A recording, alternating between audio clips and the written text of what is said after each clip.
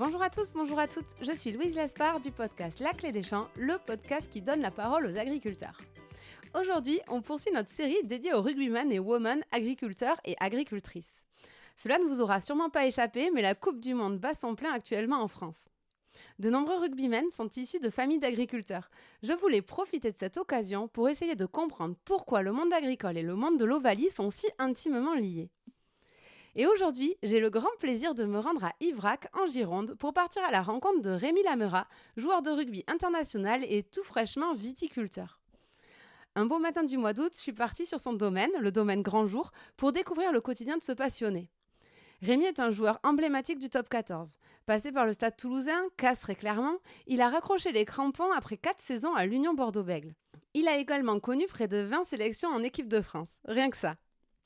Après une carrière bien remplie, Rémi a décidé de quitter les terrains pour se consacrer à 100% à son nouveau métier de viticulteur.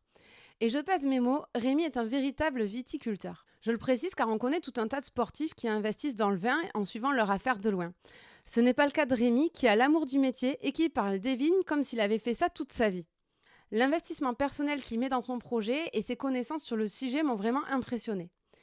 Et ça paye, puisque Rémi vient de terminer la rénovation du domaine qu'il a acquis et il a même débouchonné ses premières bouteilles puisqu'il a démarré la production lors des vendanges 2022. Je vous laisse découvrir le parcours atypique de Rémi Lamerat, fait de passion et de beaucoup d'humilité, vous le verrez. Bonne écoute!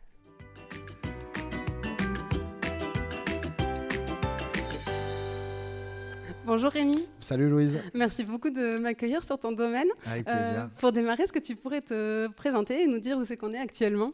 Ouais, donc Rémi Lamerat, nouveau vigneron, ancien joueur de rugby international, passé par le Stade Toulousain, Castres, l'ASM Clermont-Ferrand et récemment l'UBB où j'ai terminé ma carrière. Et on se trouve actuellement sur ma propriété, notre propriété, puisque c'est un projet familial, le domaine Grand Jour, situé sur la commune d'Yvrac. Voilà. Et là, on est dans la salle où va vieillir ton vin. Exactement, on est dans l'endroit où, comme tu le dis si bien, le vin vieillit, pas trop non plus quand même, parce qu'on aime bien les vins relativement jeunes, mais qu'on a plutôt l'habitude d'appeler le chai d'élevage. Voilà. Très bien. Alors pour l'instant, il faut l'imaginer, le chai d'élevage. C'est plutôt en travaux.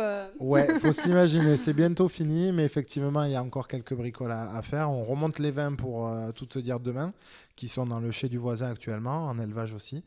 Et on en profite pour faire une opération qu'on appelle le soutirage et pour remonter nos barriques et nos amphores qui seront installés demain. Ouais, donc ça se concrétise vraiment le projet. Ouais.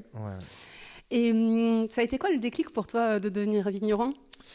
Le déclic, il est finalement assez naturel, à savoir que dans une carrière de sportif de haut niveau, elle n'est pas éternelle. Donc déjà, on démarre, on connaît les règles, on sait qu'un jour ou l'autre, il faudra qu'on fasse autre chose. Ça m'a permis de réfléchir et de mûrir un petit peu mon projet depuis pas mal d'années en parallèle de ma carrière. Et aussi, naturellement, parce que j'ai vécu de ma passion pendant 15 ans. Je me voyais mal faire un métier à contre-cœur, donc... j'ai facilement choisi de repartir dans une autre passion qui est celle du monde du vin et donc de devenir propriétaire de terres agricoles, de vignes et de transformer le raisin en vin dans ce qu'on appelle plus communément un vigneron. Et j'ai vu que quand même tu as beaucoup de ta famille qui travaillait dans le vin. Ouais, alors c'est familial, effectivement, il y a l'ADN. J'ai pas grandi non plus au milieu des vignes puisque mon père n'avait pas repris la propriété viticole qui est dans une branche cousine de la famille, qui est toujours d'ailleurs dans les mains de mes cousins. Mais par contre, mon père, lui, était dans l'imprimerie d'étiquettes de vin. Du côté de ma mère, mon grand-père avait un petit lopin de vigne comme il se faisait beaucoup à l'époque pour faire un petit peu le vin de table. Donc j'ai très souvent grandi au milieu des charrues et autres outils de sol qu'on pouvait trouver à l'époque. Et mon oncle était maître de chai aussi. Donc voilà, il y avait un petit peu un contexte familial. Et un écosystème autour de ça. Et donc ça m'est revenu de plein fouet après en grandissant. Et alors tu peux nous décrire ton domaine ?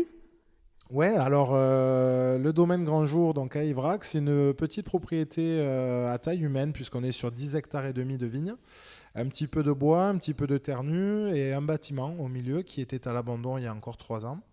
où on en a fait notre maison d'habitation sur la partie versant sud. Et attenant à notre maison, là où on se trouve actuellement, on a construit un outil de production qui n'existait pas, à savoir un cuvier, là où on fait rentrer les raisins pour les transformer en vin, un chai d'élevage où on se trouve, et attenant à tout ça, une salle de dégustation, de réception, vitrée qui donne sur la parcelle de derrière de vignes. L'idée étant de créer un lieu de vie où on travaille forcément assidûment et on espère avec beaucoup de cœur, mais aussi de pouvoir recevoir les gens et leur montrer justement notre travail. Et puis faire grandir la famille, nos deux petits bouts ici, Pablo et Andreas, qui peut-être un jour auront la vocation et la passion pour reprendre tout ça. C'était important pour toi d'avoir la maison familiale au cœur du domaine, parce que je demande parce qu'aujourd'hui les agriculteurs qui s'installent, ils font plutôt l'inverse. Ouais. Ils essayent de se dissocier un peu du travail parce que d'être constamment dans le contexte boulot, ça peut ne pas être évident. Toi, c'était vraiment un truc qui te tenait à cœur ? Ouais, moi c'était la condition. Il faut savoir que j'ai pas l'impression d'être au travail quand je suis ici, donc c'est ça qui est plutôt sympa. Je dis ça peut-être parce que c'est le début, je sais très bien qu'après au fil des années et des saisons ça le deviendra forcément, mais effectivement je souhaitais absolument que ce soit un projet familial. Ma compagne Carla m'a suivi pendant pas mal de saisons, un petit peu à droite à gauche, a été déracinée. Professionnellement, c'est aussi un petit peu délicat pour se réintégrer dans des territoires, etc. Donc, partie prenante du projet sur la partie communication et événementielle qu'on va développer un petit peu ici. Donc, c'était évident qu'on soit sur place. On souhaitait aussi offrir à nos enfants un cadre de vie et une éducation plutôt rurale avec la petite vie dans le village. L'école est juste à côté. Enfin, toutes les commodités, c'est fantastique de grandir, je pense, dans ces milieux-là. Tout en étant non plus pas très loin de Bordeaux, puisqu'on est finalement qu'à un quart d'heure. Donc, on va dire qu'on ne s'extirpe pas trop de notre vie sociale qu'on a pu créer toutes ces années. Donc, je pense que c'était un bon combo et c'était effectivement la condition pour qu'on s'installe ici. Ouais. C'en est même perturbant le fait que tu sois aussi proche de Bordeaux. J'habite pas loin, mais j'habite en ville et j'ai fait 4 minutes de voiture, 5 minutes et direct on se retrouve au milieu des vignes et 5 minutes plus tard c'est chez toi. Mais c'est vrai que à ces deux zones géographiques très différentes, mais qui sont très très proches, quoi. Ah ouais, complet. On est vraiment sur les premiers terroirs agricoles du Bordelais, de la rive droite. C'est un petit peu le même cas à gauche, hein, je crois, au-dessus de Bruges, etc. On commence à avoir les premières vignes du Haut-Médoc. Donc, et voilà, ici, on est sur les premiers terroirs de l'Entre-deux-Mers. Et effectivement, on sort de Bordeaux. Alors, ça dépend à l'heure. On peut vite facilement mettre 30 minutes, 45 minutes de plus. Mais, ça va qu'on est le 6 ou 7 août, là. Voilà, ça va vite. Ou quand c'est entre 8h et 10h le matin, vous venez nous voir. Un quart d'heure après, vous avez posé votre voiture sur notre parking et puis vous pouvez vous balader avec aucun bruit autour. Donc c'est perturbant effectivement, mais c'était aussi une des conditions pour lesquelles on a eu un coup de cœur ici. C'est que voilà, on savait qu'avec cette force-là, on pouvait nous bien travailler parce qu'on a récupéré un super terroir, mais aussi faire venir les gens nous voir travailler, et je pense que c'est essentiel pour faire adhérer les gens à notre projet. Et tu nous l'as dit, tu es passé par Toulouse, Castres, Clermont. C'est des régions où il y a aussi du vin. Ouais. Pour toi, c'était évident que ça se ferait à Bordeaux, ou la question, je crois que tu as acheté des vignes à Clermont à un moment, la question s'est pas posée de faire ça ailleurs? Si, effectivement, beaucoup de gens m'ont dit « Ah, t'es revenu à Bordeaux pour ça ». Alors oui, effectivement, j'avais un projet de reconversion en tête, puisque la fin approchait, hein, je faisais plus partie des anciens que des petits nouveaux, donc forcément, on y pense. Mais ce qui est chouette, c'est que tu prends tous les clubs quasiment de top 14, voire même certains de Pro D2, tu as une région viticole autour. J'aurais pu signer à Lyon et travailler dans les Côtes-Rôties, j'aurais pu signer à Montpellier et travailler dans le Languedoc, j'aurais pu signer à Pau, travailler dans le Jurançon. Donc Bordeaux a été un choix plus de cœur, parce que je suis originaire d'ici et je voulais qu'on s'enracine à nouveau dans ma région natale. Je suis originaire de Sainte-Foy-la-Grande, à 1 heure d'ici. Carla, ma compagne, aimait bien aussi la région, avait pas mal d'amis ici, et donc ça a été un choix commun. Et effectivement, il y avait un projet très sexy sportivement à l'UBB, faire partie du premier groupe qui qualifiait le club. Il y avait des ambitions. Il y a une ferveur aussi, il faut le rugby. Chavin, c'est plein quasiment tout le temps. Moi, j'allais voir les matchs au Parc Lescure à l'époque, des Girondins. Puis après, je suis revenu 2-3 fois voir l'UBB quand je venais voir les copains étudiants ici. Donc effectivement, il y avait quand même un choix de cœur. Et quand même satisfait d'avoir choisi cette région parce que pour y adosser mon projet professionnel, parce que je pense qu'aujourd'hui, malgré la crise qui est probante ici, il y a quand même de belles choses à faire ici. Et ce domaine, vous l'avez trouvé facilement. Qu'est-ce qui t'a plu quand vous l'avez dit? Alors, tu nous as dit qu'il y avait de quoi mettre la maison familiale, etc. Mais au-delà de ça, j'imagine la relation avec l'ancien propriétaire doit compter aussi. Tu peux nous raconter comment ça s'est passé? Oui, exactement. Mais ça a été un coup de cœur pas immédiat. Parce qu'il a fallu que je revienne ici plusieurs fois, plusieurs fois pour s'apercevoir vraiment de tout le potentiel qu'il y avait. Mais effectivement, comme un petit peu tout le monde, avec l'arrêt de la vie pendant le premier confinement, on ne savait pas trop où on allait. On a eu le temps avec Carla de réfléchir, de mettre sur papier surtout un peu notre projet, de le construire un peu plus méthodiquement, on va dire, et surtout de dire mais qu'est-ce qu'on ne veut pas. Et qu'est-ce qu'on ne voulait pas, c'était compliqué, tant qu'on ne voyait pas vraiment tout ce qu'il y avait. Et finalement, même si j'ai beaucoup de copains qui travaillaient dans le vin, même si j'avais énormément de portes ouvertes sur des propriétés, ça a été vraiment quand on a commencé notre recherche qu'on s'est dit nous, on va essayer de faire différemment, on préférait faire ci. Alors encore une fois, la vérité, personne ne la détient, mais nous, dans notre projet, pour avoir une cohérence, il fallait qu'on trouve surtout ce qu'on ne voulait pas. Et donc, on a commencé à chercher à la sortie du confinement, à visiter, parfois à s'installer dans des propriétés, à y passer des journées entières, tout en sachant qu'on n'achèterait pas ici, mais pour s'imprégner un petit peu de tout ce qui se faisait. Et jusqu'au jour où on découvre le domaine Grand Jour grâce à l'aide d'un contact, Jean-Christophe, qui nous a aidé à trouver ici. Et là, je me gare devant là où on se trouve, où tous les bâtiments étaient à l'abandon. Et là, je sais pertinemment qu'on ne viendra jamais ici. Mais je fais une journée, une rencontre incroyable avec Christophe Guillot, l'ancien propriétaire, qui me parle de l'histoire de la famille Guillot depuis 400 ans au château Bouteillé à côté, qui m'explique le terroir, qui m'explique les porte-greffes, ses choix stratégiques de culture, etc. Ses méthodes de vinification, on va très loin et je m'en vais d'ici des étoiles plein les yeux d'une belle rencontre, mais persuadé qu'on passerait pas le pas, quoi. Et puis finalement, c'est donc mon contact et ami Jean-Christophe qui me rappelle le jour après. Et alors, on veut pas un truc clé en main non plus, mais là, il y a trop de travail, il n'y a pas de cuve, il n'y a pas de chai, il n'y a pas de tracteur, il n'y a même pas d'étiquette, il n'y a pas de marque, il n'y a rien, quoi. Il y a juste des superbes vignes, un beau terroir, un potentiel immobilier, mais trop de travail, quoi. Ok, mais réfléchis-y parce que toutes les cases que tu me demandais de cocher, elles sont toutes remplies, quoi. Oui, parce qu'il dit juste un super terroir et des super vignes, mais déjà c'est le plus important, quoi. C'est la base, effectivement. Et partant de là, effectivement, il me met la petite graine et je me dis ah ouais, mais Yvrac, c'est vrai que c'est vraiment quand même pas loin. On va pouvoir y adosser un projet touristique. On peut retaper une partie des bâtiments pour en faire une maison. La taille nous convenait. On cherche entre 7 et 10 hectares pour rester vraiment à taille humaine.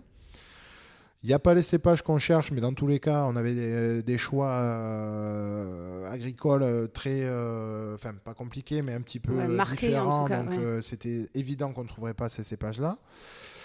Il y a quelque chose à faire, effectivement. Donc, je rappelle, je dis écoute, Jean-Christophe, on se revoit avec Christophe Guillot, l'ancien propriétaire. Et je dis, il nous faut un an. Il nous faut un an pour construire le projet parce que il faut réfléchir un chai, ça ne se réfléchit pas comme ça. Il faut réfléchir l'encépagement, les méthodes de culture, etc. Donc, laisse-moi négocier avec lui dans la durée d'abord, avant même de parler de prix, juste un timing. Voilà. Et donc, Christophe nous laisse et accepte de lever la récolte 2021, qui ne devait pas être le cas puisque lui devait vendre avant. Ce qui nous a permis de construire le projet pendant un an. Il m'en a pas voulu, mais il me dit souvent, il m'a dit t'es chanceux parce que 2021 c'était pourri. Il m'a dit t'as eu le nez creux de pas démarrer sur cette année-là. Et voilà comment on a pu un petit peu lancer la construction de notre projet pendant un an. Tu nous dis 400 ans d'histoire, c'est pas rien quand même de reprendre tel presque poids historique, non? Ouais, c'est clair. Alors 400 ans d'installation sur Bouteillé. Il y avait une famille anciennement, avant les Guillot ici, dont je me souviens plus le nom, qui était en polyculture, qui faisait de la vigne et aussi de l'élevage. Mais effectivement, Christophe et sa famille ont 400 ans de savoir-faire et d'histoire ici, quoi. Dans le coin, le papa était maire à Yvrac, la famille est vraiment installée, il y a les enfants, les petits-enfants un peu partout ici. La famille Guillot est très connue, donc effectivement on arrive avec un petit poids, le poids un petit peu de la tradition à respecter, à entretenir, à continuer de développer. Donc c'est un beau devoir, je trouve, et un beau défi. Et donc, c'est un peu main dans la main qu'on a effectivement démarré l'activité. Ouais. Même pour Monsieur Guillot, j'imagine, ça devait pas être évident pour lui de choisir la bonne personne. Et s'il a attendu 1 an, c'est peut-être qu'il a senti aussi que ça fitait bien entre vous, quoi. Ouais, exactement. Ce qu'il m'a dit une fois, ça m'avait touché. Il m'a dit, on souhaiterait que ce soit vous. On a vu, voilà, que vous étiez vraiment des gens passionnés et amoureux des terres agricoles. On a vu que vous prendriez le temps de faire les choses, essayer de les faire au mieux.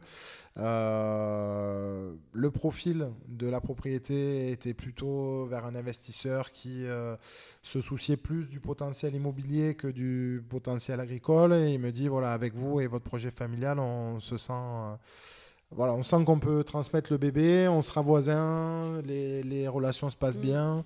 Donc ça m'avait touché parce qu'en gros, on a vu qu'ils ont mis du leur pour que ce soit nous qui nous installions ici. Ouais, il y a un côté transmission, quoi. Exactement. C'est pas qu'une vente immobilière d'un appartement, quoi. Exactement, on n'est pas là-dessus. Ouais.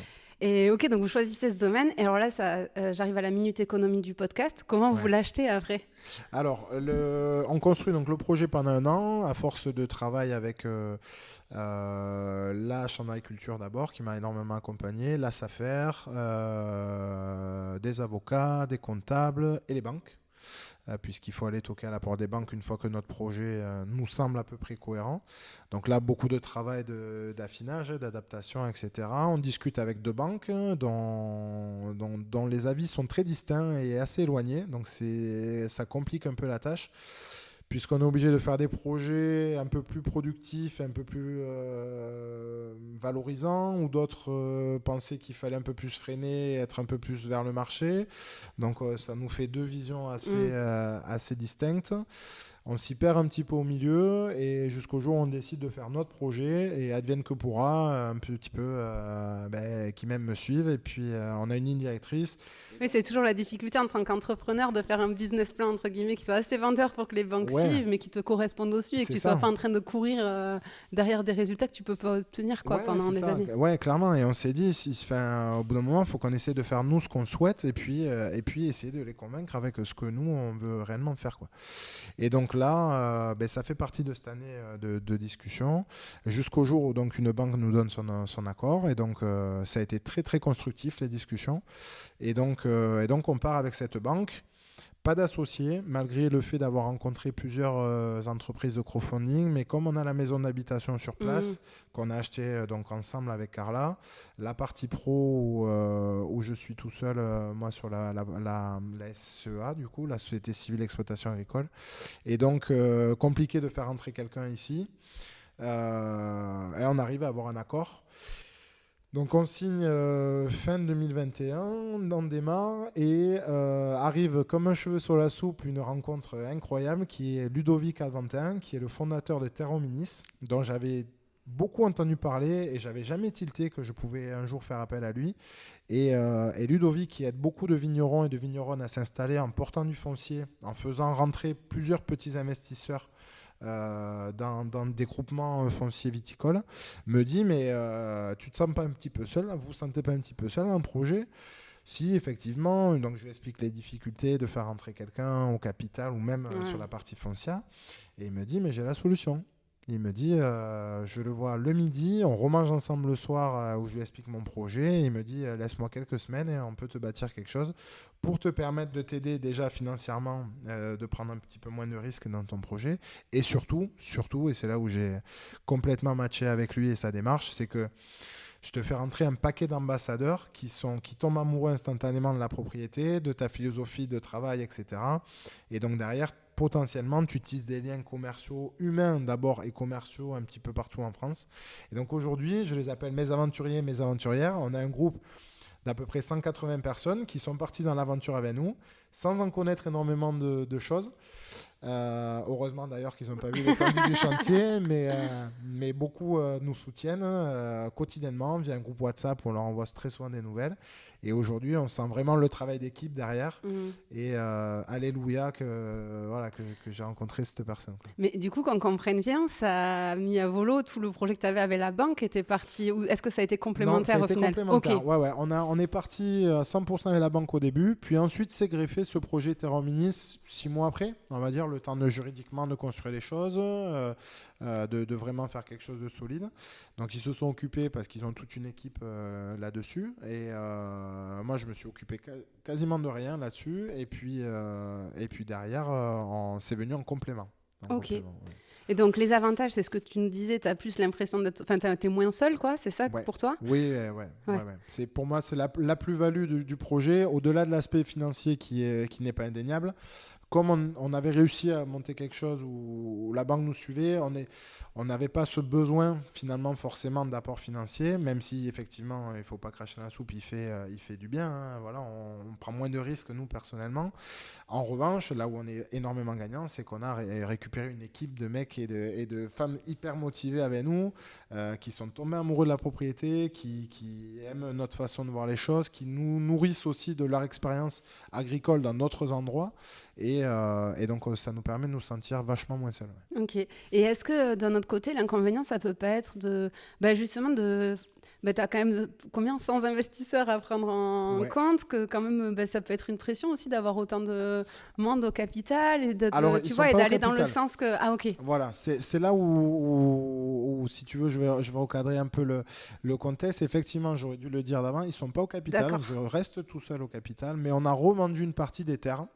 Des vignes et des terres nues à planter à des groupements fonciers viticoles. C'est l'équivalent un petit peu, pour les gens qui nous écoutent, qui ne connaissent pas trop, de SCI. Ok. Voilà, c'est l'équivalent. Tu as plein de petites parts dans une société qui détient du foncier. Ok, voilà. Donc d'accord. aujourd'hui, moi je suis fermier de ces parties-là. J'ai un bail quasiment à vie, même mes enfants s'ils veulent reprendre, la transmission se fait naturellement, parce que le but c'est pas d'acheter du foncier pour y installer quelqu'un d'autre. Mais on détient tous ensemble une petite partie, tu vois, des parcelles à Cap de Fer, au lac en bas, un peu autour de la maison, etc. Okay. Nous, on en a gardé une partie en perso, et puis on a créé ces 2 GAV, voilà. Ouais, ok, d'accord. Faire entrer ces aventures. Je comprends bien. Tu peux redonner le nom de l'entreprise qui fait ça donc c'est Terra Minis. Ok, parce que peut-être qu'il y en a qui seraient intéressés aussi pour investir, tu vois. Parce que c'est toujours... depuis pas mal de temps, beaucoup de gens me sollicitent. Donc moi, comme je me suis occupé de rien, je leur envoie. Mais effectivement, s'il y a des gens curieux, c'est génial. Ouais. C'est vraiment un vecteur de valeur humaine assez incroyable, et surtout un endroit où tous les gens se rassemblent pour passer un bon moment. Ce qu'on doit en contrepartie, c'est une partie de la production, qu'on va appeler des dividendes, si on parle vraiment en économie. Donc nous, l'idée, c'est de leur faire goûter toute notre production pour qu'ils puissent un peu être nos ambassadeurs dans leur région, auprès de leur famille, de leurs amis, etc. Et surtout, c'est de passer des moments conviviaux ici. Donc on a fait une fiesta tout début du projet. Pas mal ont vu l'ampleur du travail. On les reçoit. Donc on s'est embarqué. Exactement, mais voilà, ils ont retroussé les manches aussi. Beaucoup, si tu as besoin d'un coup de main, je suis un ancien maçon, moi je fais du photovoltaïque, je viens t'aider, etc. Donc ça, c'est chouette. Et on les reçoit le 2, où on leur fait goûter le premier millésime, où on a fait une cuvée spéciale pour les aventuriers, pour marquer le coup, quelque chose qui ne sera pas commercialisé et que chacun aura avec eux et apprécieront, on espère. Tu les soignes bien. Il faut. Et comment tu vends ton vin, ou à qui tu vas le vendre ? Alors, on va essayer de le vendre sur plusieurs circuits, des professionnels type restaurateurs, café, hôtel, beaucoup de cavistes aussi qui sont de superbes ambassadeurs, et on va essayer de se consacrer un maximum à la vente en direct, et aussi le fait de recevoir du monde à la propriété à travers des événements qu'on va proposer nous, qu'on va créer, et des événements où on est sollicité, type entreprise qui nous réserve la salle, avec une dégustation des vins, avec une animation autour de la vigne, des travaux du chai, etc. On va essayer de développer aussi le côté séminaire, puisque la salle est plutôt sympa aux portes de Bordeaux, dans un cadre assez sympa, comme vous avez pu le voir, en y amenant une touche de convivialité à la fin de la réunion avec un barbecue et une dégustation, par exemple, et aussi développer du team building.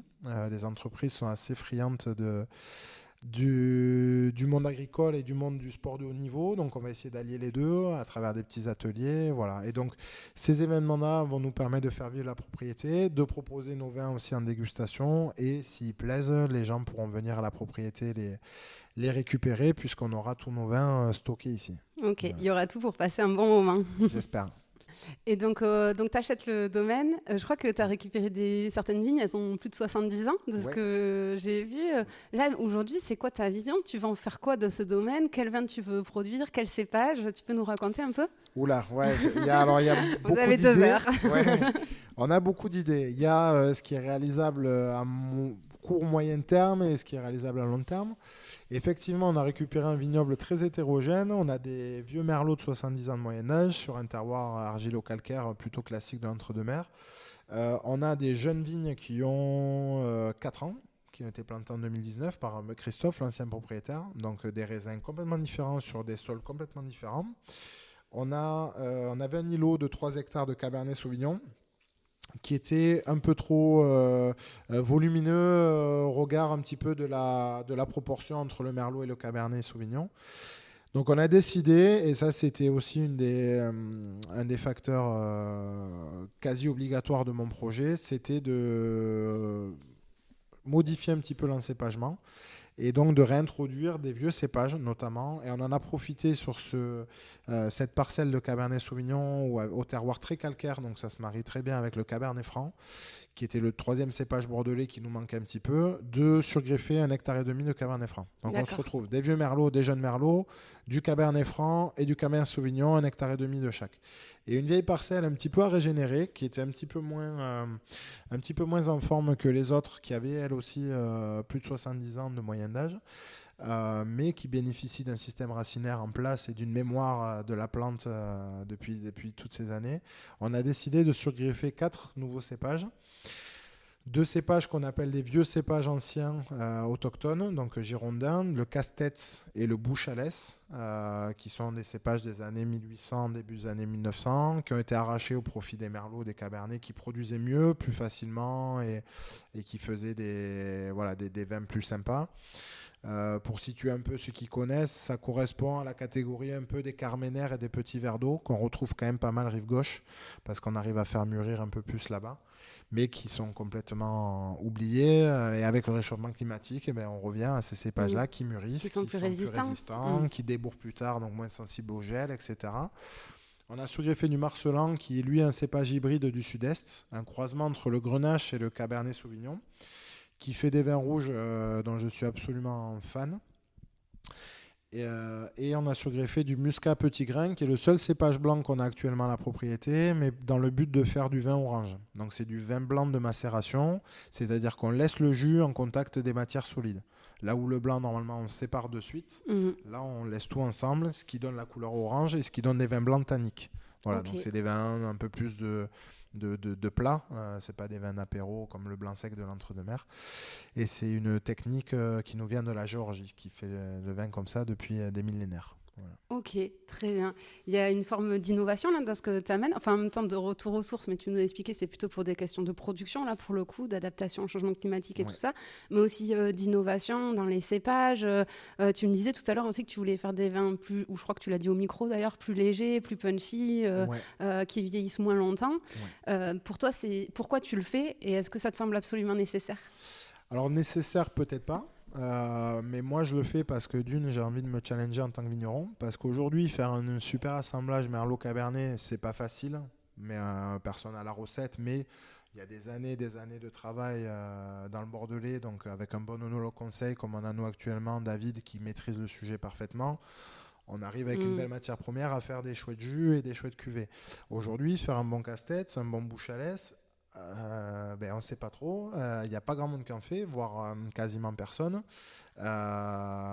Et moi qui arrive d'un milieu où j'ai eu la chance d'avoir une certaine notoriété, en m'intégrant dans mon deuxième milieu qui est réellement une passion, si je gagne ma légitimité de par ces cuvées-là, je pense que ça sera un chouette bond en avant. Deuxième chose, c'est aussi qu'on en a parlé en aparté, mais Bordeaux va mal aujourd'hui. À Bordeaux, il faut différencier les petits Bordeaux des grands Bordeaux. On est tous dans un même... je nous mets tous dans un même bateau parce que je suis très fier d'appartenir à la même région que ces grands crus classés qui font rêver beaucoup de gens, et moi le premier, qui sont nos locomotives et dont on a besoin d'eux. Mais nous, petits Bordeaux, on est sur des modèles complètement différents. Et donc, on est obligé de s'apercevoir aujourd'hui que la marque est moins porteuse. Et donc, voilà, d'amener de la nouveauté, d'amener des choses qui sont hors cahier des charges d'appellation, mais qui finalement viennent d'ici. Parce que c'est vraiment des cépages autochtones, c'est des cépages dont les racines, les origines proviennent de Gironde. Eh bien, on reste un petit peu quand même dans la cohérence paysanne et agricole de nos terroirs. Et dire aux gens, ben, voilà, dans Bordeaux, on peut faire des super vins traditionnels en se remettant en question tous les ans, mais on peut aussi faire du différent. Alors, il n'y a pas écrit Bordeaux sur l'étiquette, mais je vous assure, ça vient d'Ivrac, ça vient d'un terroir argilo-calcaire, d'un climat océanique, etc. etc. Et donc, je pense que commercialement, ça va nous aider, même aussi en communication, à pas sortir du lot, mais à interpeller les gens en disant il y a voilà, il y a un projet un peu différent, il y a une approche un petit peu à contresens et pourquoi pas aller goûter et attiser la curiosité des gens avec ce projet-là. Du coup, je crois qu'il y a 64 appellations en Gironde. Toi, tu as décidé de te lancer sans appellation pour garder cette liberté-là d'associer les cépages que tu veux et de faire les tests que tu veux. C'est ça. Alors nous, on va faire les deux. Je tiens absolument à travailler du Bordeaux, voire du Bordeaux supérieur sur certaines cuvées un peu plus premium. Parce que d'abord, je suis fier et voilà de mon ancrage et de ce terroir-là. Je suis fier de mes origines girondines, etc. Et puis je suis persuadé, mine de rien, que ça reste qu'un effet de mode qui a fait beaucoup de bien. Beaucoup de bien que les vins du sud-est, du Languedoc, des Côtes-du-Rhône sont venus nous titiller, voire même nous dépasser aujourd'hui. Ça fait beaucoup de bien pour se remettre en question et changer les choses. Mais on reste quand même Bordeaux, la région viticole la plus connue dans le monde entier. On reste quand même la région viticole la plus achetée et bue dans le monde entier. Donc, j'ai quand même bon espoir que les gens reviennent un jour à se dire mais quand même finalement c'est bordelais. Ils font du bon vin. On les a bâchés pendant des années, mais il y a quand même quelque chose que là on peut pas passer à côté. C'est un terroir fantastique, une tradition fantastique. Donc voilà. Mais effectivement, si je prends mon projet vraiment dans les chiffres, 10 hectares et demi en Bordeaux aujourd'hui, c'est pas viable parce qu'on reste quand même sur un marché qui doit être cohérent en termes de prix de vente. Là, on parle vraiment purement économie. Et beaucoup m'ont conseillé de faire ça totalement vin de France. Et moi, je n'ai pas voulu parce que je souhaite, à travers ces cuvées en vin de France, essayer aussi de rehausser un petit peu nos Bordeaux qui sont, c'est dommage, on ne l'a pas goûté, j'aurais aimé qu'on le goûte avant pour que vous me donniez votre avis, mais qui sont dans un style aussi différent de ce qu'on peut avoir dans du Bordeaux classique. Alors, on ne fera pas meilleur que le voisin, mais on a envie de faire des vins un peu, voilà, au profil un peu différent, et justement pour dire, Bordeaux, c'est des vins d'assemblage et des vins d'élevage, certes, il y en a, mais il faut aussi des vins de plaisir, des vins gourmands, des vins sur le fruit, des vins où on ne se prend pas la tête de quand on doit l'ouvrir, avec qui on est, sur quoi on le boit, etc. Et notre cuvée Bordeaux est là-dessus. Et donc je tiens absolument à la travailler en Bordeaux pour faire partie un petit peu de ce virage de nouvelle génération qui va amener des profils de vin, encore une fois, pas meilleurs que ce que faisaient les autres avant, mais différents. Et je pense que c'est ce que le consommateur cherche un peu aussi. Ouais. Justement, est-ce que c'est pas le problème des vins de Bordeaux, c'est de s'être un peu reposé sur leur laurier, entre guillemets, et de pas s'être... Après, c'est difficile de se remettre en question, surtout collectivement, tant que la concurrence n'est pas arrivée. Ça arrive à tous les grands groupes, tout le monde se fait doubler à un moment, mais est-ce que là, effectivement, pour faire face à cette crise, que la nouvelle génération innove et fasse des choses différentes, ça semble indispensable? Je pense que c'est indispensable. Mais il faut pas oublier quand même ce côté tradition parce que ça serait trop facile de tout balayer, de tout mettre à la poubelle. Et ça serait une bêtise. Et je pense que ça serait une bêtise parce que c'est pour ça aussi que les appellations existent et c'est bien. C'est qu'il faut avoir ce côté identitaire aussi. Quelqu'un qui cherche un Bordeaux dans un rayonnage, si on prend par exemple quelqu'un qui va au supermarché ou même chez le caviste, chez le caviste il y a un conseil différent, mais au supermarché on est livré un petit peu à nous-mêmes devant un rayon. Si on voit Bordeaux sur l'étiquette, on s'attend un petit peu à un goût et une image de profil de vin, etc. Si on pète tout ça, ça va être... on va perdre les gens, au même titre que celui qui veut acheter du camembert se retrouve avec un brie de mots et il se dit « Ah ben non, je me suis fait avoir. » Ouais, bien sûr. Mais effectivement, je pense que le fait que ça ait trop marché pendant toutes ces années est aujourd'hui un problème pour nous. Mais encore une fois, on le prend, je pense, quand je discute avec tous les jeunes avec qui j'étais en formation et qui montent des projets aussi un peu différents, on le prend avec une chance. C'est une chance pour nous parce que justement, ça nous force à nous réinventer et à sortir des choses un petit peu de l'ordinaire. Et Carla, ta femme, elle est graphiste, tu nous as dit. Ça veut dire que vous allez travailler sur les étiquettes un peu, ou est-ce que vous allez rester sur le côté très tradi aussi des vins de Bordeaux, ou plus aller vers des choses originales? Comment tu vois le truc? Ouais, donc on a travaillé sur les premières étiquettes. Donc Carla, elle est graphiste, web designer, donc elle nous gère la propriété, toute la partie communication. On a le site internet qui va se lancer là d'ici 2-3 semaines. Et notamment les étiquettes, puisqu'il a fallu créer des étiquettes, il n'en existait pas ici.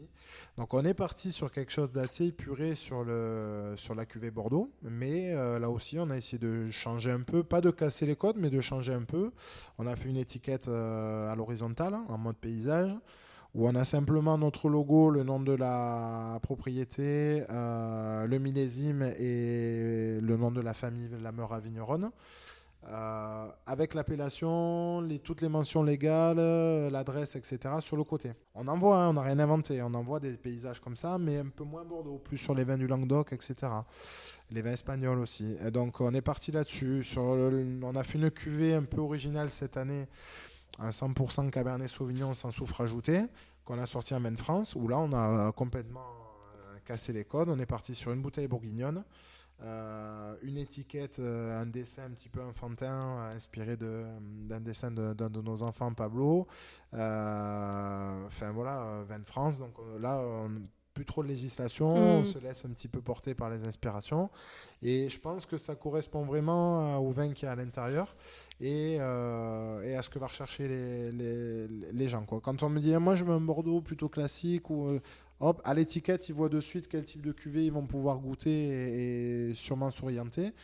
Quand on voit des gens, moi je veux voyager, je veux du olé olé, du truc, ils voient l'étiquette bourguignonne, un arc-en-ciel, quand je dis que c'est du Bordeaux, enfin que c'est fait à Bordeaux mais que c'est sorti en Maine France, elle me dit moi je veux celui-là parce que je veux quelque chose de différent et je veux être surpris. Voilà. Et donc effectivement aujourd'hui le market est hyper important. Et Carla là-dessus, ça sera sa partie et se régale à m'accompagner là-dessus. Ouais, c'est un vrai point fort quand même pour toi de l'avoir parce qu'aujourd'hui tout passe par le marketing. Enfin, pas tout, mais malheureusement aujourd'hui la forme est aussi importante que le fond. Enfin, malheureusement, je sais pas, mais en tout cas le fait est que, c'est vrai. que faire du bon vin ne suffit pas, qu'il faut le faire savoir et donner envie. Donc c'est vrai. C'est quand même clé. Effectivement, là on est complémentaires parce que moi là-dessus je suis largué. Et alors, tu as fait une cuvée de vin rosé aussi, j'ai vu, avec des copains. Ouais, on a fait une cuvée de vin rosé ou un bon délire avec deux copains, Nance Ducoin et JB Dubier, qui étaient à la maison d'ailleurs mardi dernier, qui m'a amené un laurier rose pour planter à l'endroit où on buvait l'apéro et où on a eu cette idée de projet. Voilà, et qui a réussi à mettre le maillot du Stade Montois sur l'étiquette quand même. Exactement, Stade Montois, la petite jaquette du berger pour Nance. Et effectivement, là aussi, c'est Carla qui nous a fait l'étiquette avec très inspiré d'ailleurs par mes deux compères vignerons. Puisque c'est eux qui ont pas mal d'idées là-dessus. Le nom notamment, l'Art Rosé qui m'a beaucoup fait rire. Le rosé qui fait un carton sur le carton, enfin moi je t'en passe. Voilà, on s'est éclaté. Vous n'avez pas l'air de vous ennuyer. Voilà, l'idée c'était vraiment de garder du lien et ça m'a fait énormément de plaisir quand ils me l'ont proposé. Ils sont beaucoup venus m'aider, notamment au début quand on faisait les démolitions, tout ça. Et on prenait toujours un petit verre là en face et on a un super coucher de soleil. D'ailleurs, le mot grand jour du lieu-dit, je pense que ça y est pour beaucoup. JB Dubier est un amoureux des sunsets, comme il les appelle, donc il vient souvent le soir ici. Et donc, ça, voilà, je suis très content de garder un lien avec ces deux amis, parce que ça a été des collègues, mais c'est surtout des amis. Et puis, on s'éclate, écoute, à faire ça. Et puis, moi, j'arrive à leur transmettre un petit peu la passion du vin. Même s'ils goûtent beaucoup. Ils aiment moins le faire, mais ils goûtent beaucoup. Et voilà, c'est génial. C'est des projets un peu frais pour moi et qui sortent un peu de l'ordinaire, donc je suis content. Et pour reparler de toi, je pense que les auditeurs seront un peu marqués par ça, mais là, tu t'y connais vraiment. On n'est pas sur un sportif on est vraiment sur un projet de vigneron, pas de juste j'investis, j'autogère de loin et puis on verra, quoi. Ouais. Comment tu as acquis toutes ces connaissances, cette vision? Comment tu t'es formé? Enfin, comment ça s'est passé? Alors du coup, comme je te disais, c'est une passion, donc je me suis toujours plus ou moins intéressé au vin, au monde du vin, pas forcément à la production. J'ai tourné un peu autour du pot quand j'étais notamment à Castres. j'allais travailler pour un groupement de caves coopératives qui s'appelait Vino Valley. C'était Jacques Tranier à l'époque qui s'occupait de moi. Et sur des demi-journées de repos, des journées entières, j'allais tailler, j'allais vinifier, j'allais relever, j'allais faire un peu de tableau noir aussi, où il m'apprenait un petit peu la gestion des rendements économiques, etc. etc. Ça m'a permis de parfaire un petit peu mon expérience dans le concret, mais surtout de m'apercevoir que c'était réellement ça que je voulais faire. T'avais quel âge à ce moment-là ? J'avais 25 ans, 24 ans, ouais, 24 ans, ouais, c'est ça. T'étais jeune. Première année, 24 ans, ouais.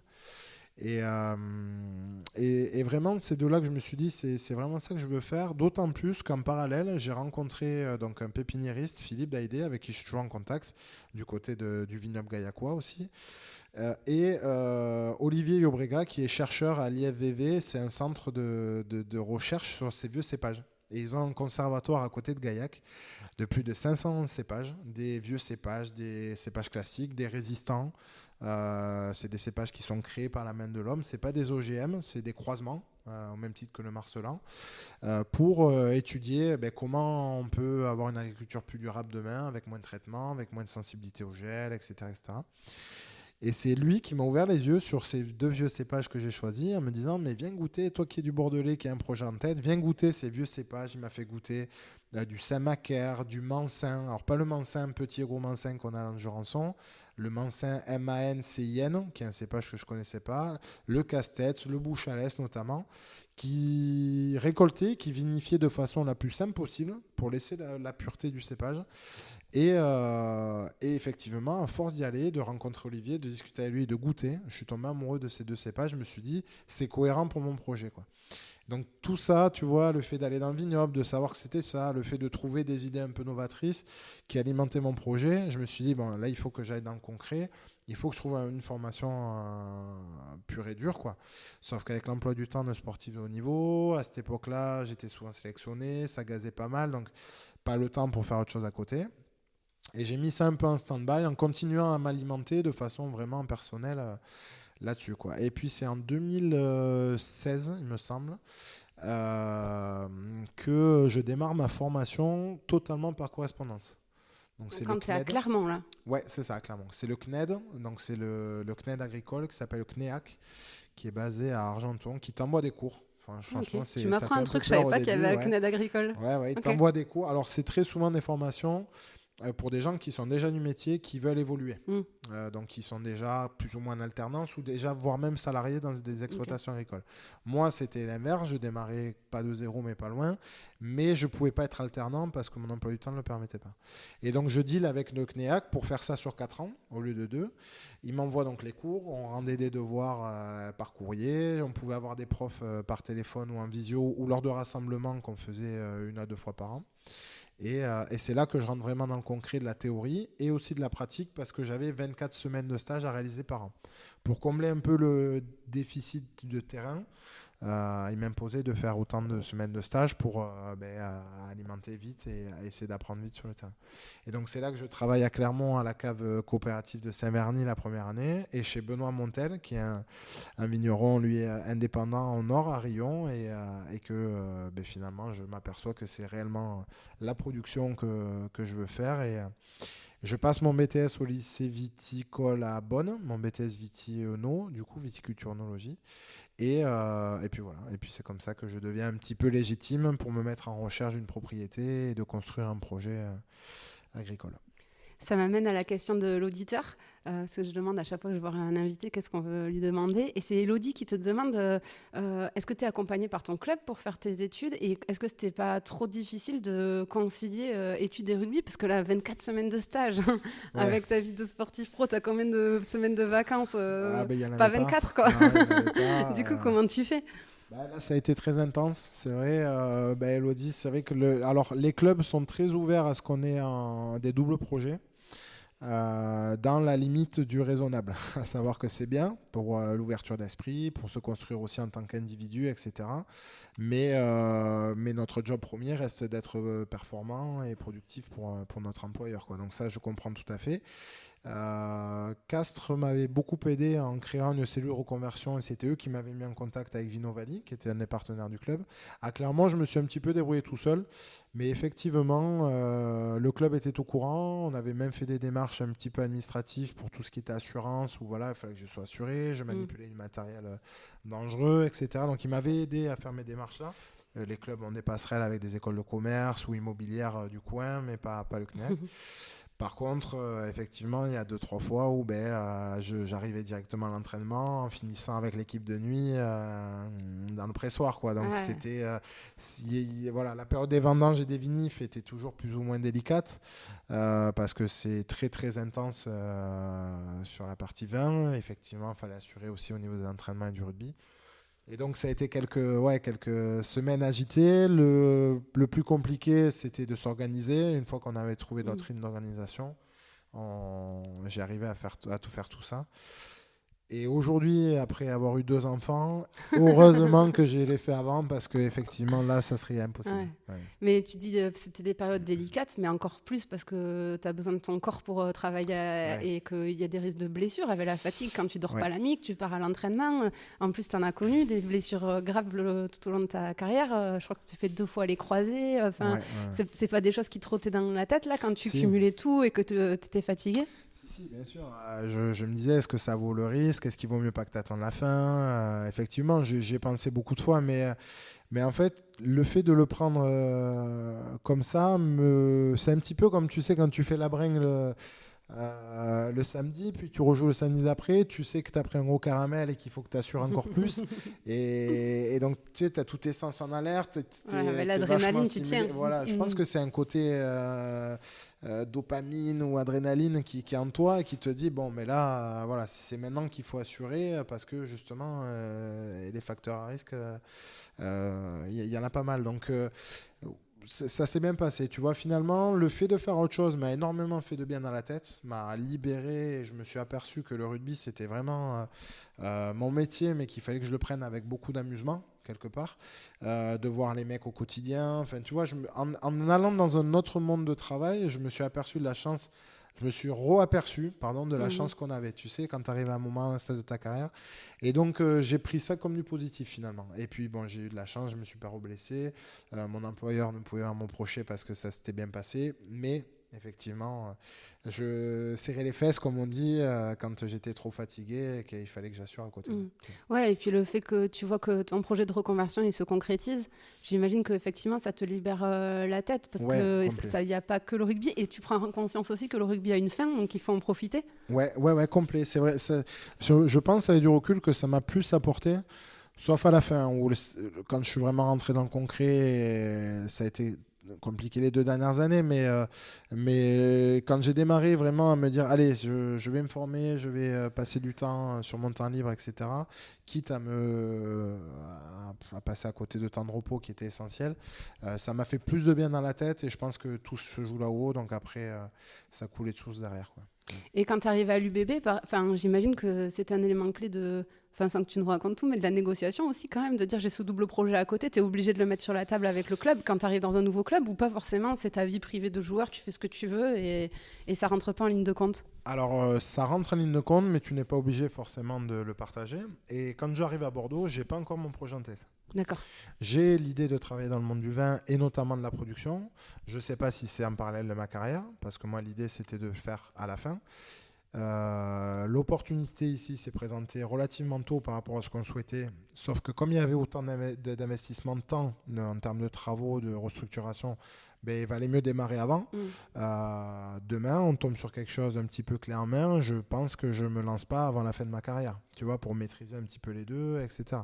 Donc ça a été vraiment un concours de circonstances qui arrivait après la signature. Et s'il n'y a pas le Covid au milieu, je ne mets pas un projet noir sur blanc aussi rapidement.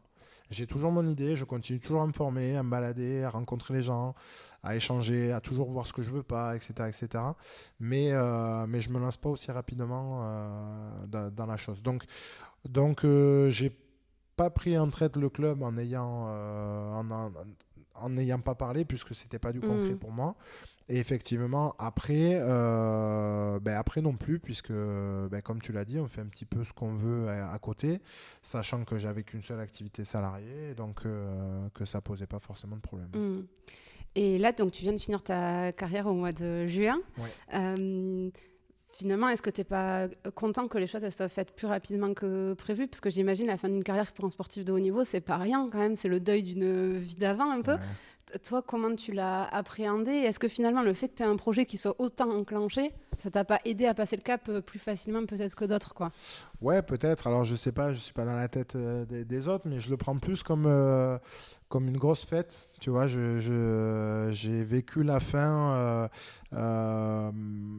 sans sentiment trop négatif, si ce n'est le fait de ne pas avoir été au top physiquement pour pouvoir peut-être aider l'équipe un peu plus. C'est pas forcément jouer, parce qu'après, ça, c'est l'ego qui parle, et l'ego, ça dure pas longtemps. C'est plus comment les gens t'estiment et te respectent. C'est plus un ensemble, mais effectivement, j'ai eu un KO au début mars, j'ai mis un petit peu de temps à revenir, puis après j'étais pas forcément trop bien dans mon assiette, et puis j'ai laissé passer le coach. J'aurais aimé ne pas avoir ce KO et voir un peu les choses, mais finalement c'est que ça devait se passer comme ça, donc sans regret, et j'ai vécu cette fin comme une fête, tu vois, comme la chance. Oui, surtout que vous êtes allé à Saint-Sébastien en demi-finale, c'était un peu inattendu. Qualifié, voilà, j'étais toujours avec mes copains au quotidien, et puis je me suis dit, pendant 15 ans, tu t'es éclaté, quoi. Donc c'est la fin d'une chose, effectivement, mais c'est pas un deuil. Plus, je l'ai plus fêté comme une chance. Et effectivement, le fait d'avoir quelque chose derrière m'a peut-être permis de le voir comme ça. Si tu passes tes journées à peut-être ressasser le passé, à regretter, à avoir des remords, etc., peut-être que c'est plus compliqué à couper le cordon, mais là ça n'a pas été mon cas, ça a été un soulagement justement pour me permettre d'avoir du temps pour lancer ma deuxième activité. Ouais. Et puis ta deuxième passion un peu, finalement. Et ma deuxième passion, tu vois, c'est pas un job alimentaire, j'ai pas l'impression quoi. de travailler, je m'éclate. C'est beaucoup de parallèles avec le rugby, ça reste quand même un milieu convivial, tout ce que j'aime, donc voilà, il y a pas de... Je pense qu'un jour ou l'autre je me dirais et si, mais là aujourd'hui sans regret, parce que si on s'était pas lancé là il y a 2 ans, on n'aurait pas ce qu'on a aujourd'hui et le cadre de vie que ma famille et moi avons. Mais encore une fois, c'était pas quelque chose que je pensais ou que j'estimais aussi rapide, qui arrive aussi rapidement dans ma vie, quoi. Ouais. Tu dis et si parce que tu aurais pu prolonger de quelques saisons de plus? Non. T'as quel âge là? J'ai 33 ans. Quand je signe à Bordeaux il y a 5 ans pour 4 ans. On est en 2018, je suis à Clermont, je sais que c'est mon dernier contrat. Je le sais, je le sens, je me connais, je sais que j'ai besoin d'un nouveau challenge et d'un coup de pied au cul pour repartir sur quelque chose de nouveau, un nouveau groupe à prouver, de nouvelles ambitions, un nouveau club, un nouveau public, etc. Donc je sais que ça va être un défi super excitant, mais je sais qu'au bout de ces 4 ans, j'aurai plus rien pour aller rallumer l'étincelle. Je marche beaucoup comme ça. Beaucoup de gens sont hyper compétiteurs tout le temps. Moi, je le suis pas, et je m'apercevais qu'il fallait sans cesse me remettre en danger pour essayer d'arriver à tirer le meilleur de moi-même. Donc je signe 4 ans à Bordeaux, c'est le but, c'est moi qui sollicite le club en disant si je reviens dans ma région, c'est pour du long terme, parce que je ne veux plus rebouger derrière. Et quand Laurent m'offre un contrat de 4 ans, je sais qu'au bout de ces 4 ans, sauf, je m'étais toujours dit, s'il y a une grosse blessure au milieu et qu'il me manque une année d'émotion, de partage, etc., type un croisé qui arrive là, peut-être que j'aurais été chercher cette 5e année parce qu'il me manquait quelque chose, mais sauf accident, je savais qu'au bout, c'était la fin. Ouais. Et justement, là, tu nous parlais un peu de ce qu'est être un sportif de haut niveau. En quoi, toi, ça t'a aidé là, dans ton projet d'avoir connu ce passé? On y reviendra après, parce que les liens entre rugby et agriculture, ils sont très forts. Il y a beaucoup de rugbymen qui sont issus du monde agricole. Quand j'ai voulu faire ces épisodes, il y en avait quand même à l'appel. J'avais une liste au moins de 20 joueurs qui sont à des niveaux professionnels, voire en équipe de France, qui ont joué en équipe de France, qui sont issus du monde agricole ou qui se sont reconvertis. Pour toi, ça, c'est lié à quoi? Mais je sais pas, il faudrait faire une étude. Hein. Toi qui as du recul, tu devrais plancher dessus. Mais non, comme ça instinctivement, je vois que c'est quand même le rugby reste quand même un sport assez rural. Même s'il nous vient d'Angleterre, il est venu du Havre, si je dis pas de bêtises, mais il s'est quand même relativement propagé dans les villages, les clochers, comme on appelle, les trucs, les petits endroits où c'était le défouloir le week-end, quoi. Alors aujourd'hui, de grandes villes sont de superbes ambassadeurs de ce sport, hein. Je pense à Paris, je pense à Lyon. Je généralise pas, mais effectivement. Mais on c'est voit arrivé que tardivement, ces grands c'est clubs dans arrivé les grandes villes. tardivement. Ouais, effectivement. Parce qu'avant, c'était quand même plutôt Mont-de-Marsan. Ouais, c'est vrai, Bourgoin, Narbonne, Agen, tous ces fiefs du rugby qu'on voit encore un petit Dax, peu, mais pas au qu'on plus va haut pas niveau. oublier, sinon je vais me faire engueuler. Ah, Dax. Ah, t'as dit Mont-de-Marsan et Dax dans la même phrase, ça craint. Ah, mais j'essaye d'équilibrer. Ouais, ben voilà, tu vois, dans les Landes notamment, enfin, tous ces petits clubs qui ont été au plus haut niveau. Donc, et voilà, donc je pense que le rugby reste quand même un sport assez rural. Tu peux pas jouer au rugby partout. C'est pas une question de moyens, de classe sociale, de budget, mais il y a des règles compliquées. Le ballon, tu peux pas faire un ballon de rugby avec n'importe quoi. Je sais qu'au foot, on joue au foot, je suis passionné de foot, tu joues au foot avec une boule de papier roulée dans les favelas au Brésil, quoi. Bon, c'est peut-être pas un bon exemple parce que là-bas c'est une religion, mais tu peux jouer au foot partout. Tu as quelque chose de rond qui roule, tu joues au foot. Au rugby, c'est différent, tu vois, les règles sont un peu plus complexes, etc. Donc, et effectivement, je trouve que ça colle avec ce milieu rural, agriculture, rugby, rural. Ouais, je pense que ça vient de là, le lien. Et est-ce que c'est pas le fait qu'il y ait des valeurs communes fortes entre agriculture et rugby aussi j'entends valeur travail, la solidarité, la rigueur, la dureté aussi physique. La dureté, ouais, est-ce que c'est pas tout ça qui fait que c'est... Et aussi le partage. Tu disais là que Jean-Baptiste Duvier et Nantes, ils venaient boire des coups, etc. Ouais. Il y a aussi cette notion de convivialité dans les deux milieux. Ouais, exactement. Ils viennent travailler aussi, je ne l'ai pas dit. Mais au cas où ils nous écoutent. Du coin, déjà, tu as dit que le Stade Montois était un petit club. Non, mais c'est vrai, pour moi, ça reste quand même la convivialité, le point de rassemblement. Avec la viticulture. L'agriculture en général, je vois certains copains éleveurs ou maraîchers, t'as pas le même rendu quand tu présentes ton produit. Alors maraîchage, si tu peux l'avoir un petit peu autour de la gastronomie, etc. Mais c'est vrai que quelqu'un qui fait des céréales par exemple et qui fait un gros céréalier n'a pas le même retour sympa quand il présente son produit au milieu de la table. Nous, on amène une équille de rouge ou de rosé. Bon, de suite, t'aimes ou t'aimes pas, mais les gens sont là pour passer un bon moment. Il y a du partage, ouais. Donc forcément, c'est plus facile pour nous. Mais ouais, tu as cité beaucoup de valeurs qui me parlent et qui sont parallèles entre les deux. Le côté saison aussi. Tu vois, on démarre une saison par la taille. Toi, tu démarres au rugby par la prépa physique. Et puis, tu sais pas ce qui va se passer. Et puis tu finis ta saison avec les vendanges et la vinif, et puis tu en redémarres une qui est complètement différente. Et notamment cette année, entre le 2022 et 2023, on est sur des millésimes extrêmement opposés. Et en fait, tu te remets toujours en question dans ton travail, dans tes choix, ça te stimule et ça te challenge intellectuellement pour sortir des choses nouvelles. Et ce côté saisonnalité qu'on a dans le rugby, je m'y retrouve aussi. Mais toutes les valeurs dont tu as citées, je ne connais pas énormément les autres sports, mais pour connaître quelques handballeurs ou quelques judokas, alors le judo, il n'y a pas le côté équipe, mais tu as aussi ces valeurs de respect, d'abnégation, mais il y a moins de judokas agriculteurs, je pense. Et ouais, il n'y en a pas beaucoup, mais c'est bizarre, parce qu'ils ont aussi ces valeurs-là. Et non, mais tu as raison, je pense que c'est l'origine du rugby, qui est un sport très rural de base, donc beaucoup d'agriculteurs se sont mis à jouer au rugby, je pense, et beaucoup d'agriculteurs jouent au rugby toujours. Peut-être que les rugbyman savent faire que ça. Hein. C'est en caricature. Non, je rigole. Et pour toi, en quoi avoir été sportif de haut niveau, ça t'a aidé dans ton projet ? Ça m'a énormément aidé déjà pour avoir le côté prise de décision assez rapide. Comme tu l'imagines, dans la construction de notre projet, pendant 1 an, c'est long mais très court à la fois. Beaucoup d'infos, beaucoup de choix, beaucoup de... Je prends ce métier-là un peu comme un régisseur, tu sais qu'il y a une grosse console devant lui et tu as chaque ligne tous les 5 cm où tu peux régler sur une centaine de curseurs et c'est un peu ça, quoi. Et chacun fait ses choix et met son curseur un peu où il veut sur telle ou telle chose. Et donc, il faut prendre des décisions assez rapidement en ayant souvent l'intention de ne pas se tromper, mais en ayant aussi en tête que tu peux très vite te tromper et te ramasser, mais te remettre en question et pas refaire la même bêtise la fois d'après. Et ça, le sport de haut niveau me l'a énormément amené. Cette exigence aussi, l'exigence de la préparation. Vouloir faire du bon vin, tout le monde en rêve. Le préparer ta vigne, préparer ton sol, préparer tes raisins, préparer ton matériel pour amener tout ça au bout, c'est une autre chose. Et je pense aussi que, mine de rien, le côté réseau, le côté notoriété, m'a aidé et m'aidera, je pense, encore un petit moment à ouvrir des portes un peu plus facilement que certains autres projets agricoles. Je veux pas de cadeaux.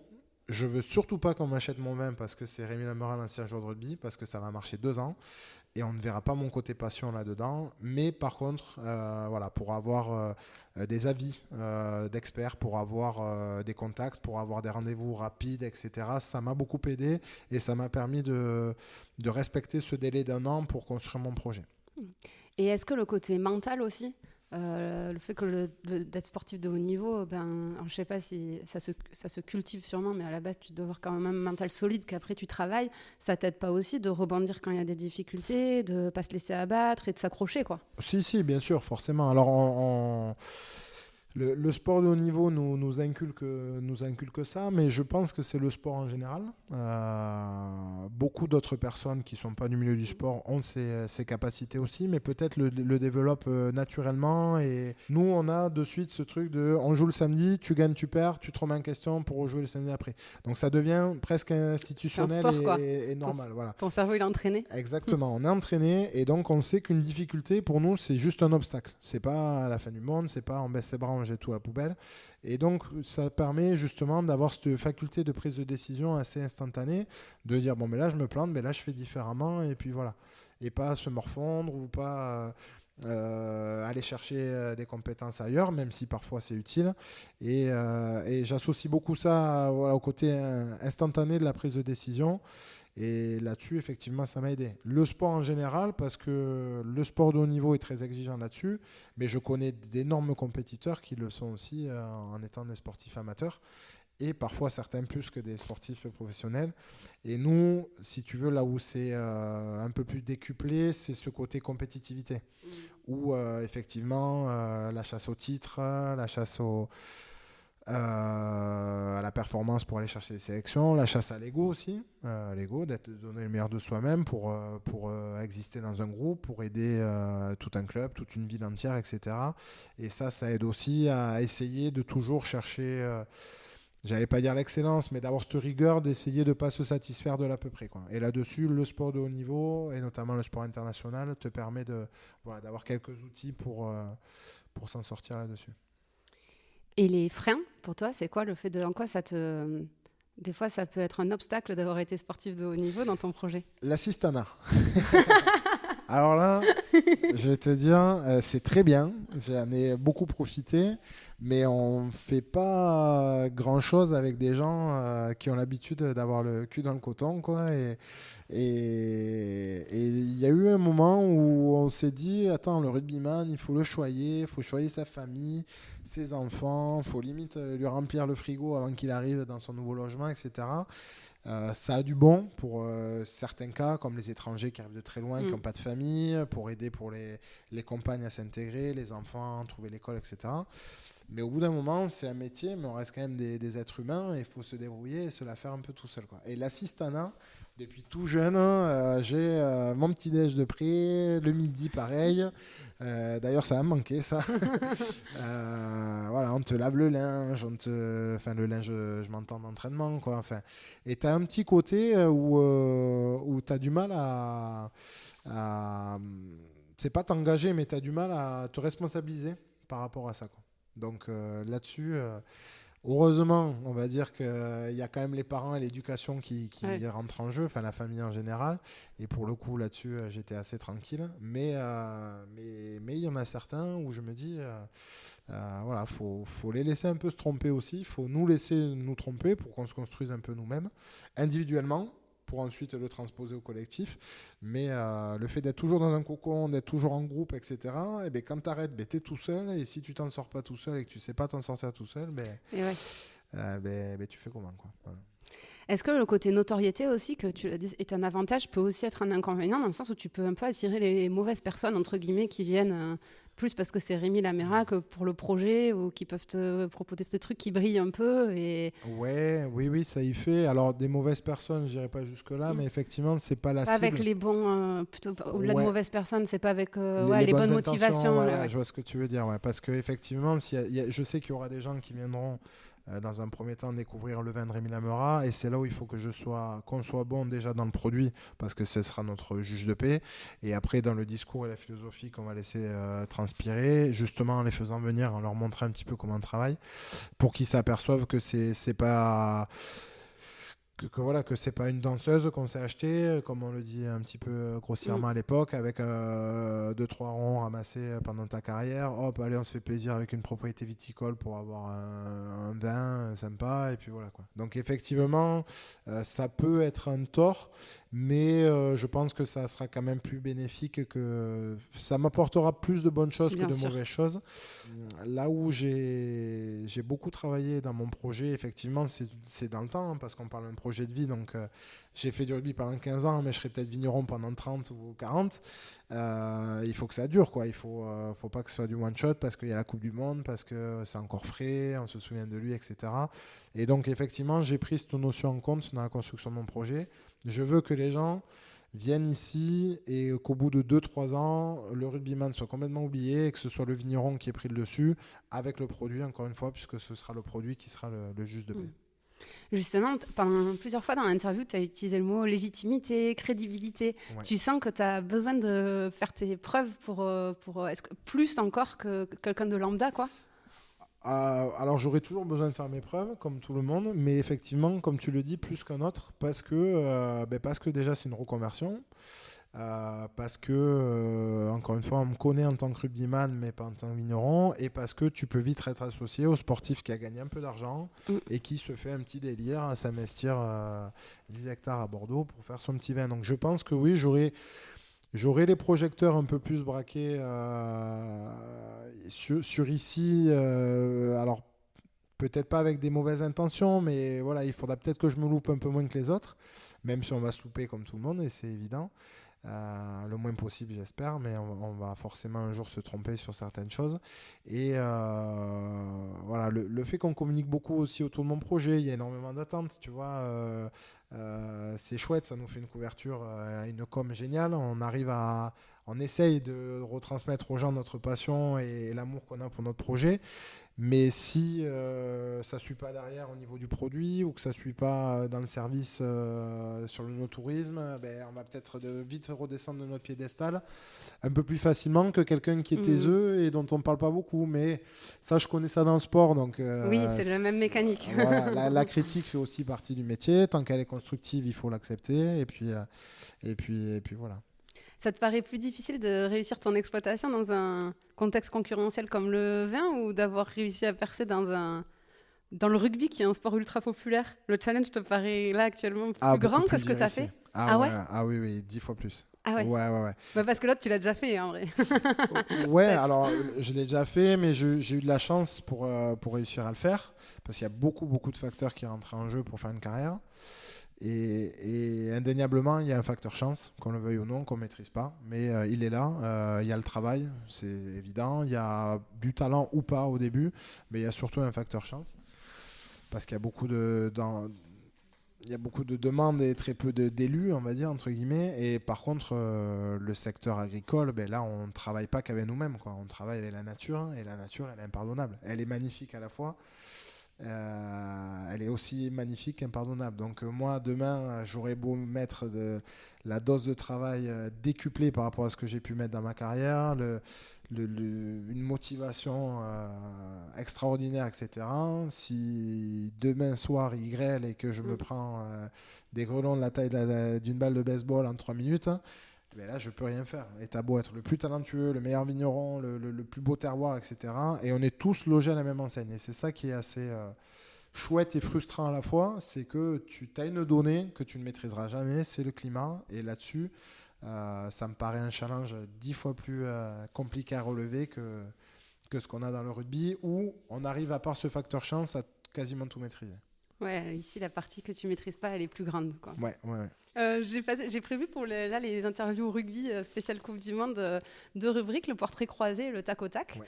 Donc, on va démarrer par le portrait croisé. Donc, en Ouais. gros, je vais te demander, vais te poser des questions. Il faudra que tu me donnes une réponse pour l'agriculture et une réponse pour le rugby.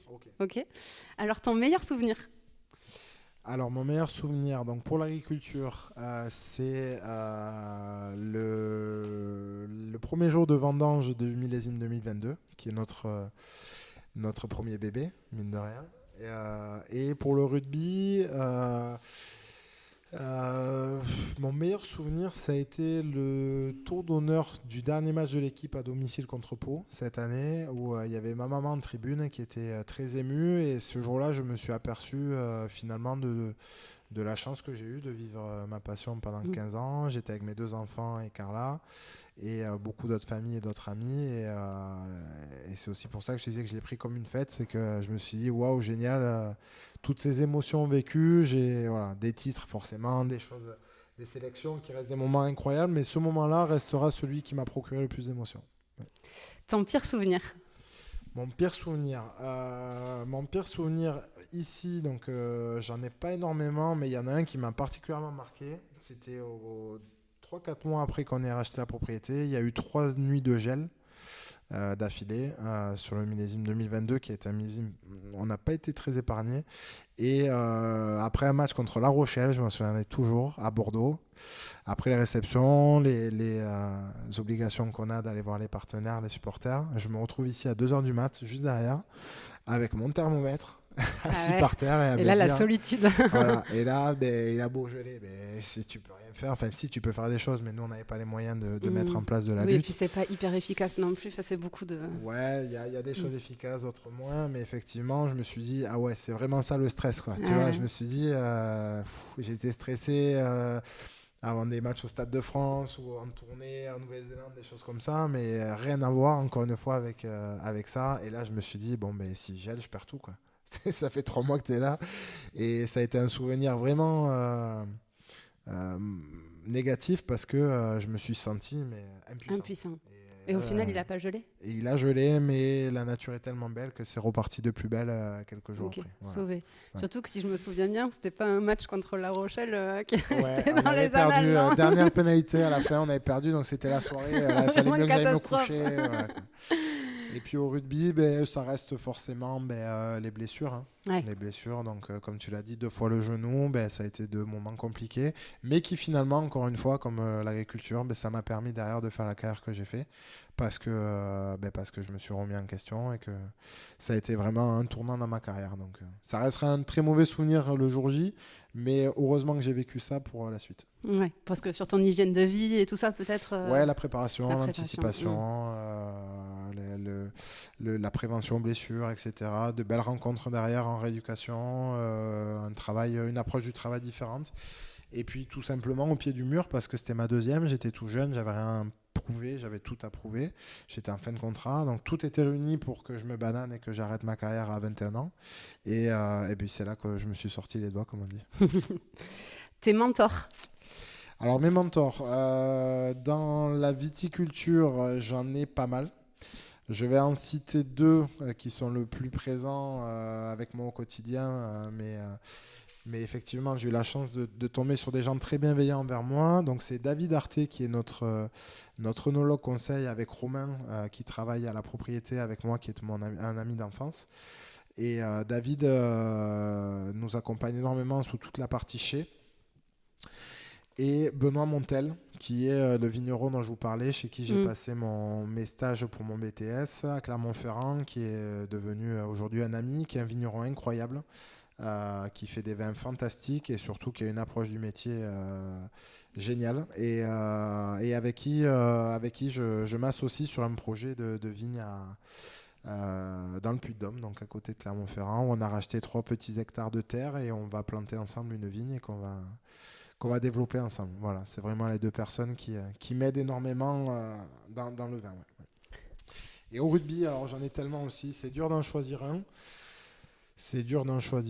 Mais je vais faire un petit clin d'œil quand même à mon papa, qui n'a pas joué à très haut niveau, mais qui était un bon petit joueur de club au Stade Foyen et qui finalement m'a transmis la passion du rugby parce que c'est grâce à lui que j'allais voir jouer au bord du terrain quand j'étais petit, que je suis tombé amoureux du ballon ovale et qui m'a toujours soutenu tout en restant très discret et très distant. Donc c'est ça que j'ai aimé aussi. Il n'a jamais voulu revivre une carrière à travers moi. Il m'a toujours laissé faire mes choix.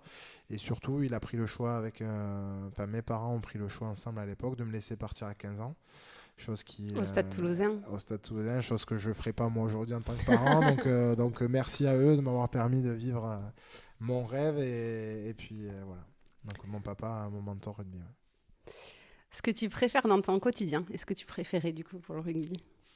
Alors, ce que je préfère dans mon quotidien, c'est très souvent le coucher de soleil ici. Alors, ça dépend des journées. Il y a des journées où j'étais un peu saoulé de faire des choses qui m'intéressent moins, toute la partie gestion administrative, etc. Il y a des journées où tout se passe super bien, où tout ce que tu as à faire, tu le rentres et tu n'as pas de panne, tu n'as pas de pépin, tu n'as pas un appel urgent à prendre ou un truc à traiter urgemment.